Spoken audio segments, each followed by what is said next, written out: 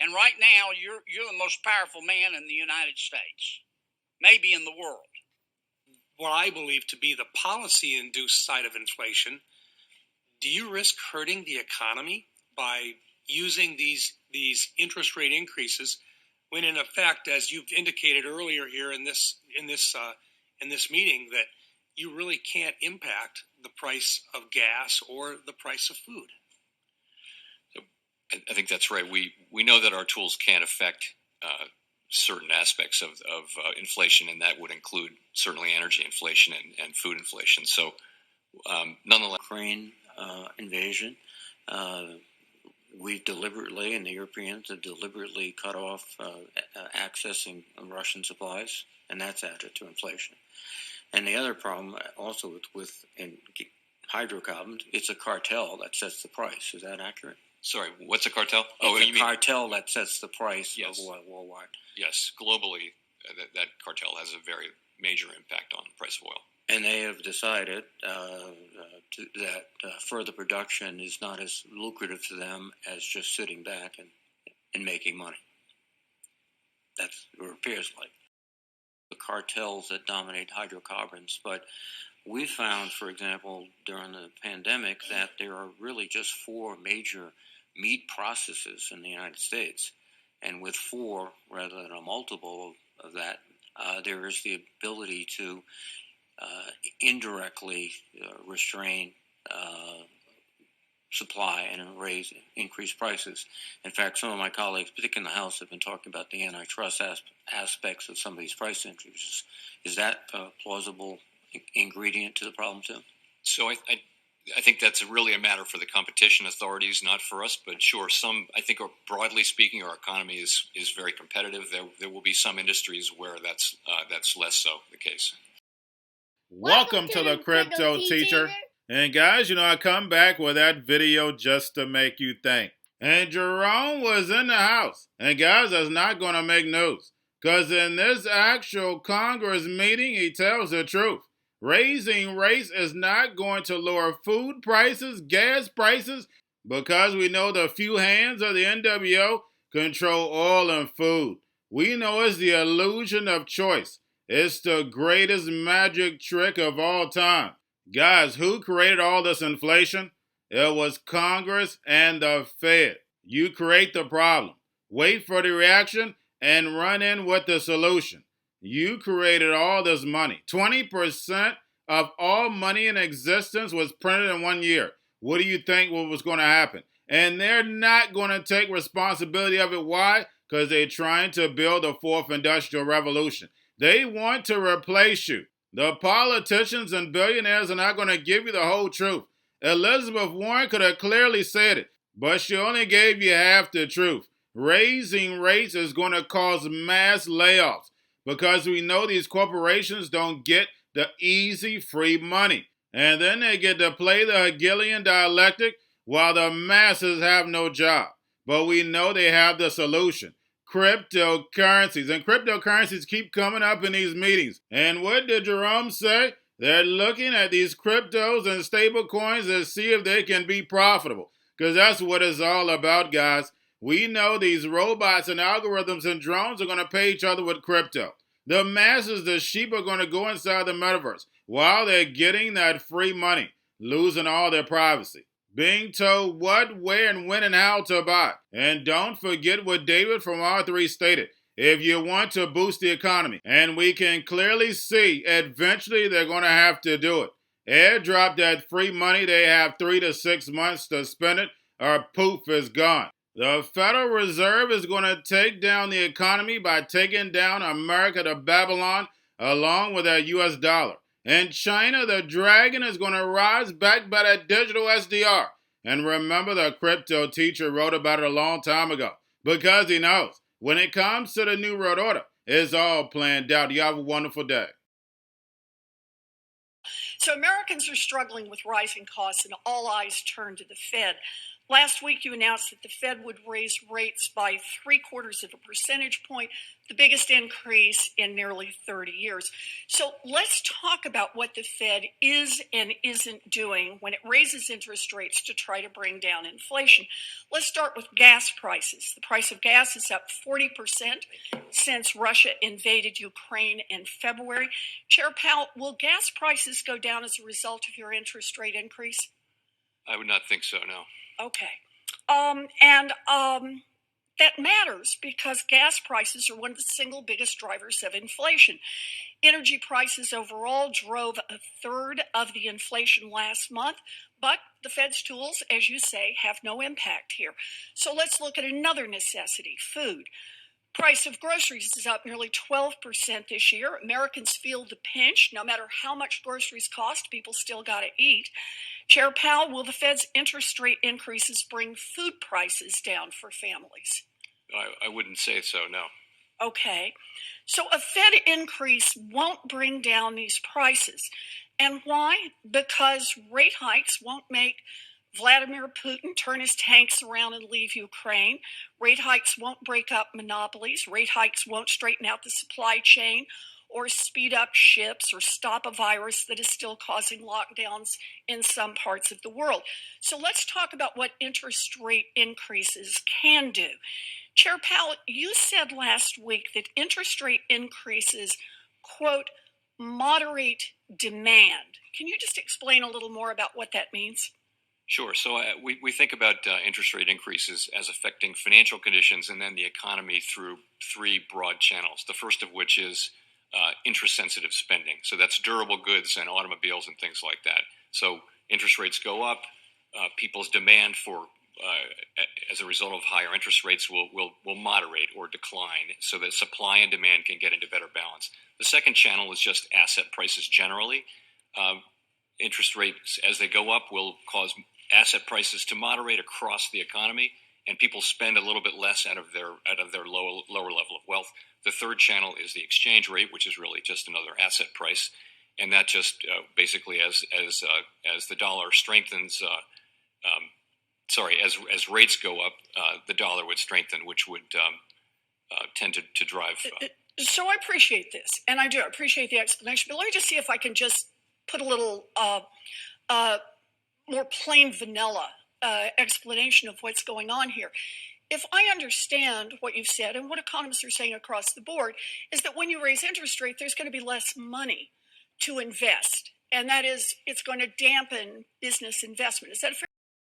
Demand to invest so that it can be in better balance with supply. Okay. And so the current it's going to make it more, demand is well in excess of supply in some areas of our economy. More expensive to invest, which in turn is going to throw workers out of work.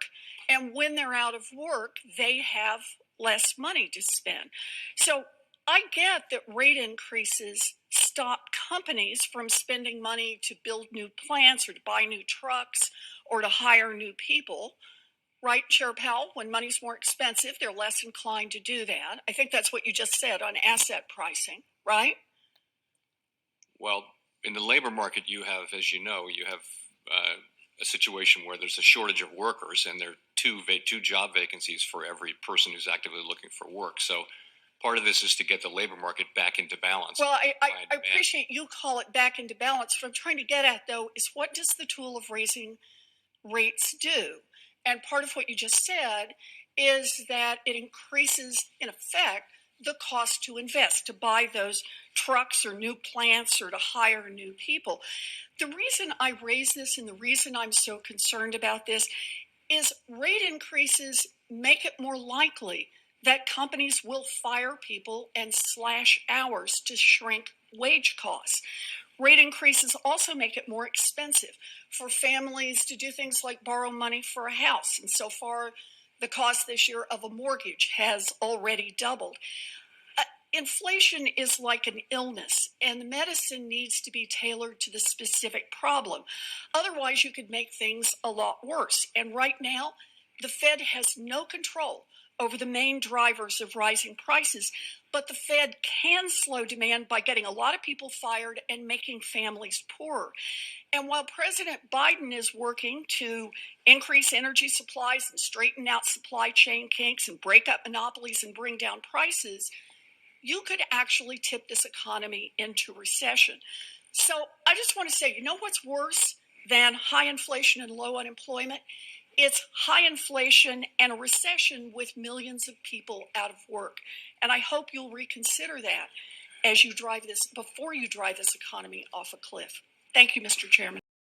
Chairman Powell, I can't let an opportunity go by without raising the issue of the FedNow real-time payments system implementation.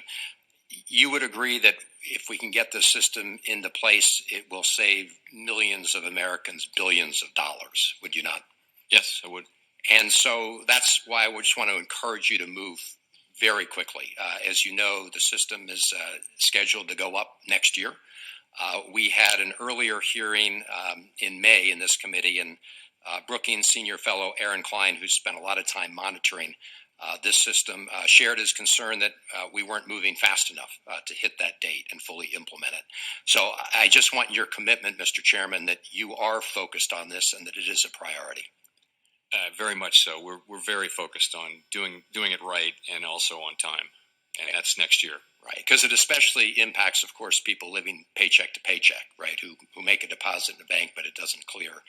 And then they get tagged with all sorts of overcharge fees and things like that. So I just, other countries that are a lot less advanced in terms of technology, the United States have figured this out, and we should be there now.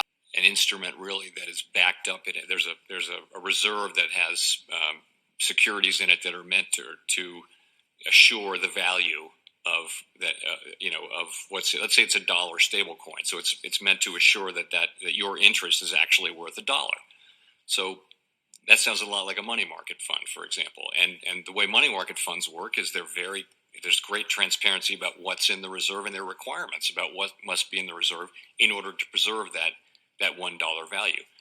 The world of stable coins is new and emerging, and it doesn't have the sort of fit-for-purpose regulatory scheme that it needs to. And I think that's something you've been hearing a lot across the board from a number of federal agencies and from our own Treasury Department, which has been leading an effort to try to put in place. And many members of Congress now have proposed new frameworks for regulating stablecoins and digital assets generally, and that seems like a wise thing. Does have authority over this, and that's something Congress would need to clarify. We have authority over what banks can and can't do. Some banks and bank holding companies. The SEC has jurisdiction over securities. The CFTC has relevant jurisdiction. So part of this will be sorting out, deciding what these things are and how they should be regulated. There are stable coins that are really used in connection with the crypto trading platforms. That's most of what happens now with stablecoins, but there are also some stablecoins and even more potentially that will be used in payments broadly. So that would be two different kinds of regulation there. It's just an area where Congress and Congress is investing bandwidth and looking at proposals and something like and that's I think a healthy process that should lead over time to something that has bipartisan support and puts in place appropriate regulation for the whole area. Let me drill down for them. My last question. What if Congress doesn't act on? I understand that the Commodities Future Trading Commission understand what you said about SEC. Is the Fed directly involved in any of these regulatory actions regarding cryptocurrency absent of Congress action? Just that we regulate banks, regulate and supervise banks. And so we have a say in what our banks, the Federal Reserve regulated banks and bank holding companies do with crypto assets on their balance sheets, what activities are permitted and that kind of thing. Does that of course, suggest, the OCC is at that table, and so is the FDIC. Does that suggest that a number of American banks are cautious because of your oversight of them on crypto? I mean, American banks are are now very much exploring, are there profitable opportunities to serve our customers in this new space? And of course, what we're doing is saying, let's be sure that that takes place in a way that preserves and supports safety and soundness. And we've had a ongoing set of meetings and collaborations with the FDIC and the OCC, and that's ongoing, I guess, between us and the OCC. So I think that's an appropriate way to carry it forward. But it's not a substitute for what I think is it's not like it's like any other major area of innovation. Ultimately, Congress will come together to create a regulatory framework that is more fit for purpose for it, as it has in so many other cases. Okay. On digital assets and Fed master accounts. So my first question is about the accounting treatment of digital assets, specifically SEC Staff Accounting Bulletin 121. So this bulletin requires publicly traded companies, including banks, to hold digital assets in custody as an on-balance sheet liability. So will the accounting standards contained in this bulletin that requires it to be on balance sheet be applied by the Federal Reserve to banks and bank holding companies? That's something we too saw that and understood the implications, and I think that's something we're working on with our fellow bank regulators. And I don't have an answer for you though, but that's certainly something we're focusing on very closely right now. And I would note that the Basel Committee on Bank Supervision has declined to establish a capital charge for custody digital assets because they're always off balance sheet. They've created a framework called the prudential treatment of crypto assets that continues to acknowledge that they're off balance sheet. So if the standards of the SEC's staff bulletin are adopted, that would be the first time that custody assets are placed on balance sheet. Do you think it's smart for the U.S. to be imposing bank standards beyond international norms? We now have to consider that exact question, and that's what we're doing. I can't really say more because we are working our way through it. But my understanding of it is the same as yours, though, which is custody assets are off balance sheet, have always been. But this is, the SEC made a different decision as it relates to digital assets for reasons it explained, and now we have to consider those. Yeah, and thank you. I encourage you to consider that and appreciate that you're looking at it and you're aware of it. That's great. So I'll turn to master accounts now, of course. The board and the reserve banks have refused to provide Congress and the public with transparency with regard to the application process. At its core, a master account is a public benefit conferred by the Fed to a private institution. And since a master account is a public benefit, really doesn't the public have a right to know which institutions have master accounts and which have applied for accounts and not received them? Both the FDIC and the OCC publicly list similar application information on their websites today. So could you commit as part of a transparency project to make publicly available a list of institutions that have received master accounts, as well as the institutions that have applied and not received them? So I'll be glad to look into that. You know our system well, and it really is that the Fed, the board, we set rules, but the reserve banks really make the decisions about granting accounts subject to those rules, and we actually think we can improve on that system with the current proposal we have, and are considering comments on that right now, as I'm sure you know very well. Yeah, and as you also know that applicants for master accounts are getting whipsawed between the Federal Reserve Board of Governors and the banks. That one says that the Federal Reserve says that the banks have all of the authority they need, meaning Federal Reserve Bank of Kansas City and others have all of the authority they need to make these decisions. And yet you go to the reserve banks and they say, oh no, we're waiting for the Board of Governors. And so there's a whipsaw effect, and we get no answer. The black hole continues to exist, and my frustration level has long since been at a boiling point. It continues to be at a boiling point. There's no responsiveness. It's a black hole, and I wish to just once again use this opportunity to encourage you to address that. There's just no excuse. There's no excuse anymore, Mr. Chairman. Thank you. Oil companies, they are exclusively control this commodity that is key for this country. We know that not only do they produce and decide how and when they're going to drill crude oil, we also know the refineries, and quite honestly, the refineries in this country are not prepared to refine the domestic oil that even comes from Texas and the Dakotas. The refineries are prepared to refine the oil that comes from out of this country. And we also know that many of the oil companies have their own traders that are trading on the price of crude oil in this country. I mean, listen, you just talked about an outside agency. This is why this is so important and why I am a co-sponsor of the Transportation Fuel Market Transparency Act. Glencore was just fined $1.1 billion because they were manipulating the fuel oil prices to their benefit. So that is something you have to take into consideration when we have an industry like these gas and oil companies that are so consolidated. They are having an impact on the prices to the detriment of the people in my state. So that has to be something you consider and take into consideration when you're looking at the impact that people across the country are seeing from these high prices. I hope it is. Please tell me you are.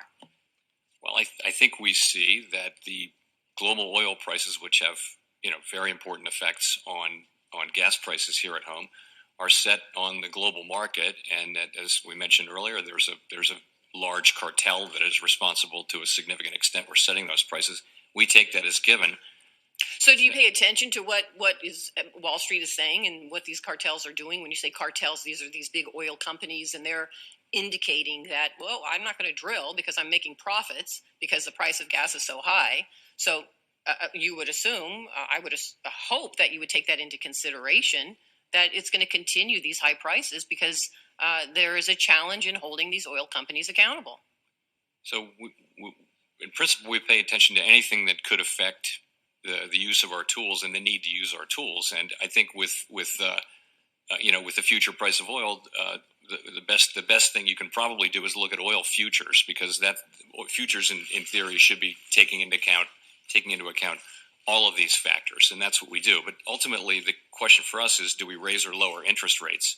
We don't have tools that would address these practices that you're discussing. They're not really, of course, we understand them.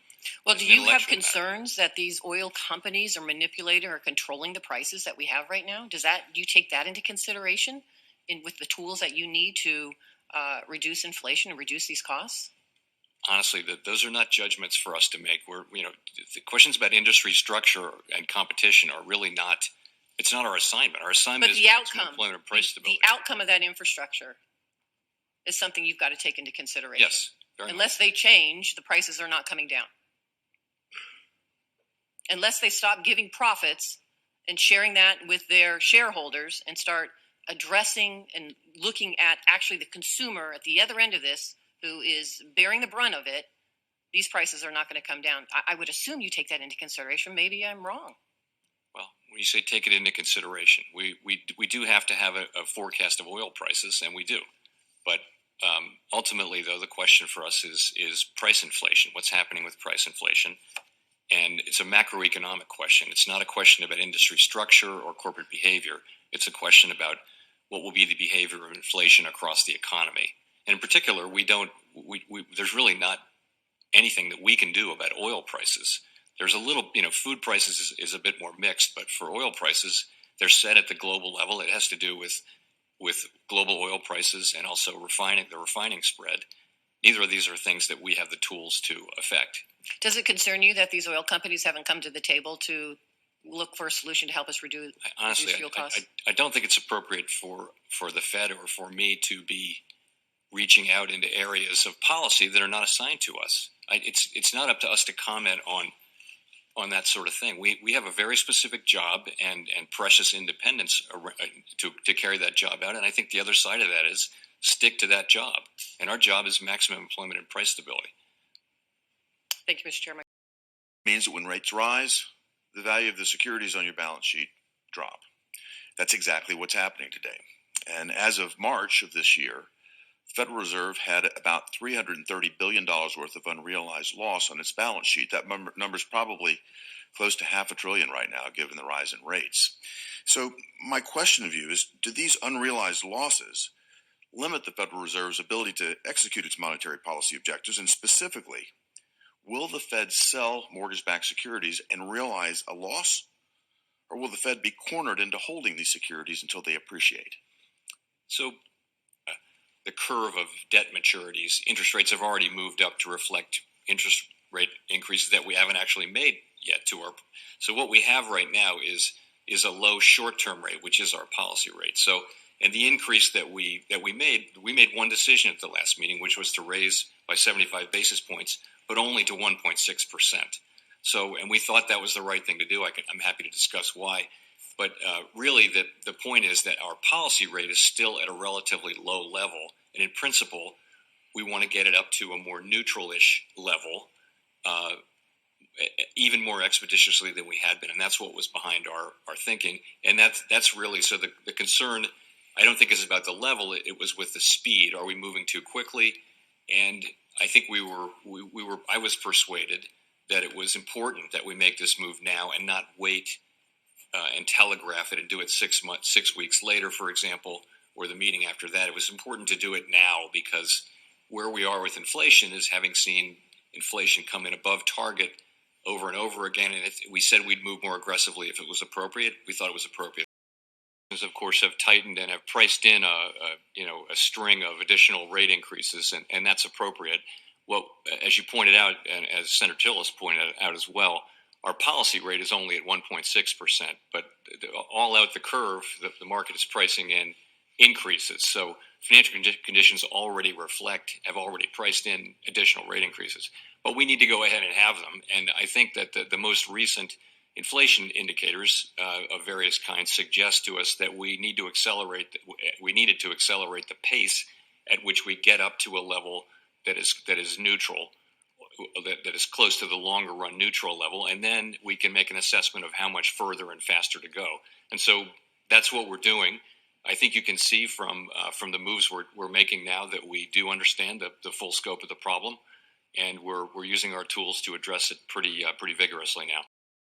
We're going to a different economy, and we're going to be learning more about that as we go. But clearly, we're learning that things can be done from remote locations. We're learning that technology can replace people even more than we thought. We're not going back to the same economy. We're recovering, but to a different economy, and it'll be one that is more leveraged to technology. And I worry that is going to make it even more difficult than it was for many workers. In Silicon Valley, and my friends who work in technology know that what we did to the manufacturing workers, we are now going to do to the retail workers, the call center workers, the fast food workers, the truck drivers, and then even bookkeepers, accountants, insurance agents, lawyers, and on through the economy. So what happened to the manufacturing workers is a very clear sign. This effort. And China has big plans for this. They intend to seed their digital yuan into the global environment by giving it away to visitors at next winter's Olympics. When they arrive at the airport, they're going to get yuan digital wallets. They're going to receive digital yuan. They're going to use it throughout their visits to Beijing, and then they're going to take it back to their home countries. They see this as a huge advantage. Why? Because who controls the underlying protocols, who controls the underlying standards of the future of money will control the future of money.